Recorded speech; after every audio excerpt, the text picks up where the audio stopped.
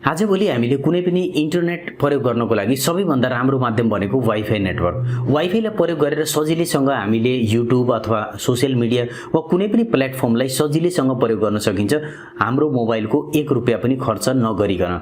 तर साथीहरु, कहिलेकाहीँ के हुन्छ भने हाम्रो नजिक कुनै साथी बसेर इन्टरनेट चलाइरहेको हुन्छ वाइफाईको माध्यमबाट, तर हामीले त्यो वाइफाईलाई प्रयोग गर्न सकिरहेका हुँदैनौँ। त्यसको पछाडिको मुख्य कारण के हुन्छ भने त्यो साथीलाई पनि त्यो वाइफाईको पासवर्ड थाहा छैन, कसैले त्यसको मोबाइलमा वाइफाई सेट गरिदिएको छ र हामीलाई पनि त्यो वाइफाईको पासवर्ड थाहा छैन। त्यसैले गर्दा हामी त्यसमा जोडिन सक्दैनौँ। तर आज मैले तपाईलाई एउटा तरिका बताउने छु जसले प्रयोग गरेर सजिलैसँग तपाईले कुनै पनि वाइफाई नेटवर्कलाई आफ्नो मोबाइलमा पनि सजिलैसँग जोड्न सक्नुहुन्छ, त्यसको पासवर्ड तपाईलाई थाहा नभए पनि।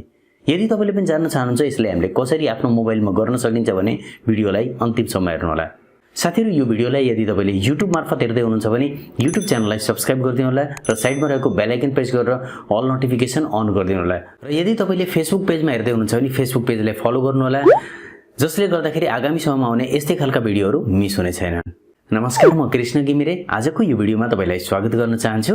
ल साथीहरु, टपिक सुरु गरौँ। साथीहरु, अगाडि बढ्न तपाईले प्लिज यो भिडियोलाई लाइक गरिदिनु होला। 200 लाइकको टार्गेट छ, पूरा गरिदिनु होला। अब साथीहरु, हामीले जानौं कि कसरी हामीले सजिलैसँग कुनै पनि वाइफाई नेटवर्कलाई आफ्नो मोबाइलमा जोड्न सकिन्छ र पासवर्ड थाहा नभइकन पनि त्यो वाइफाई नेटवर्कलाई प्रयोग गर्न सकिन्छ। यो सम्पूर्ण जान्नको लागि आफ्नो मोबाइलतर्फ लाग्नुपर्ने हुन्छ। अब लागौं मोबाइलतर्फ। अब साथीहरु, यहाँ हेर्न सक्नुहुन्छ मसँग दुईटा मोबाइल रहेका छन्। यतापट्टिको मोबाइलमा मैले वाइफाई चलाइरहेको छु र यहाँ हेर्न सक्नुहुन्छ टिपी लिंक 8470EE भन्ने छ। यो नेटवर्कबाट मैले सजिलैसँग यो वाइफाईले चलाइरहेको छु। तर यतापट्टिको जुन मोबाइल छ यो मोबाइलमा हेर्न सक्नुहुन्छ वाइफाई जुन छ वाइफाई अहिले जोडिएको छैन। र यतापट्टि मैले यदि मानौं कुनै पनि नेटवर्क जुन जसरी यो सेम नेटवर्क छ, यो सेम नेटवर्कलाई यहाँ चलाउन खोजे भने यसमा टच गर्दा पासवर्ड मागेको छ र मसँग कुनै पनि पासवर्ड रहेको छैन। यदि मैले कनेक्ट गर्न खोजे भने यस्तो अवस्थामा पासवर्ड रङ हुन्छ, यो चल्दैन। भनेपछि यहाँ हेर्न सक्नुहुन्छ यस्तो तरिकाबाट हामीले यो जुन आइडीलाई चलाउन खोजेका छौं, जुन हाम्रो वाइफाई नेटवर्क छ यसलाई चलाउन खोजेका छौं, चलाउन सकिरहेका छौं। तर यो मोबाइलमा चलिरहेको मोबाइलमा यदि त्यस्तो अवस्थामा साथीको मोबाइल यो हो, यसमा चलिरहेको छ भने तपाईले के गर्नु होला भने यो मोबाइलको वाइफाईमा जानु होला। यतापट्टि हेर्न सक्नुहुन्छ ट्याप टु शेयर पासवर्ड भन्ने अप्सन रहेको छ, यसमा टच गरिदिनु होला। यहाँ टच गरेपछि एउटा क्यूआर स्क्यानर आउँछ, क्यूआर कोड भन्छन् यसलाई।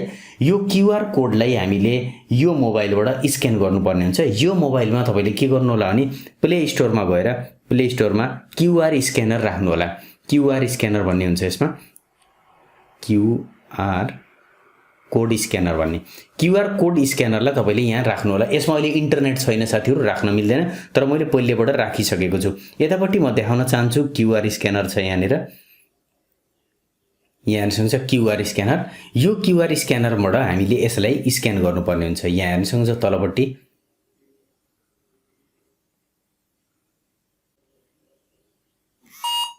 यहाँ हेर्न सक्नुहुन्छ स्क्यान भएको छ।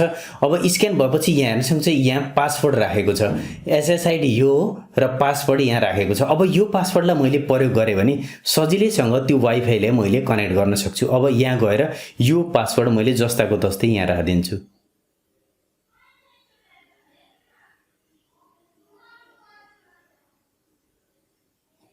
यहाँ सो पासवर्ड गराइदिन्छु मैले। सेम पासवर्ड मैले राखेको छु, साथीहरु हेर्न सक्नुहुन्छ। र यो पासवर्ड राखेर हामीले कनेक्ट गरिदिन सकिन्छ। अब कनेक्ट गर्दा बित्तिकै यो हेर्न सक्नुहुन्छ साथीहरु इन्टरनेट चलिसकेको छ। अब हामीले आनन्दले यो मोबाइलमा पनि सजिलैसँग इन्टरनेट चलाउन सकिन्छ। तपाईले पनि यस्तो तरिकाबाट कुनै पनि साथीको मोबाइलमा यदि इन्टरनेट जोडिएको छ भने, तपाई नजिक हुनुहुन्छ भने त्यस्तो अवस्थामा सजिलैसँग तपाईले इन्टरनेट चलाउन सक्नुहुन्छ। ल हेर्न सक्नुहुन्छ साथीहरु, यो तरिकाबाट हामीले एउटा कुनै पनि वाइफाईको नेटवर्कलाई आफ्नो मोबाइलमा पनि प्रयोग गर्न सकिन्छ। साथीहरु, भिडियो मन पराउनु भएको छ भने लाइक गरिदिनु होला। ल हेर्न सक्नुहुन्छ साथीहरु, कति सजिलै हामीले कुनै पनि वाइफाई नेटवर्कको पासवर्ड आफ्नो मोबाइलमा पनि यस्तो तरिकाबाट क्यूआर स्क्यानबाट स्क्यान गरिकन वाइफाई नेटवर्कलाई प्रयोग गर्न सकिन्छ। आशा गर्दछु तपाईले पनि यो भिडियो हेरेर यो सम्पूर्ण कुरा गर्न सफल हुनुभएको छ। यदि सम्पूर्ण कुरा बुझ्नु भएको छ, गर्न सफल हुनुभएको छ भने प्लिज भिडियोलाई लाइक गरिदिनु होला। धेरैभन्दा धेरै साथीहरुलाई भिडियो शेयर गरिदिनु होला। भिडियोको बारेमा के भन्न चाहनुहुन्छ भने कमेन्ट गरिदिनु होला। मलाई पर्सनली जोडिन चाहनुहुन्छ भने टेक्निकल भ्यू 71 इन्स्टाग्राम आइडीमा फलो गर्नु होला। आजको लागि यति राख्न चाहन्छु। छिटै नयाँ भिडियोमा भेट्नुहुनेछ। धन्यवाद।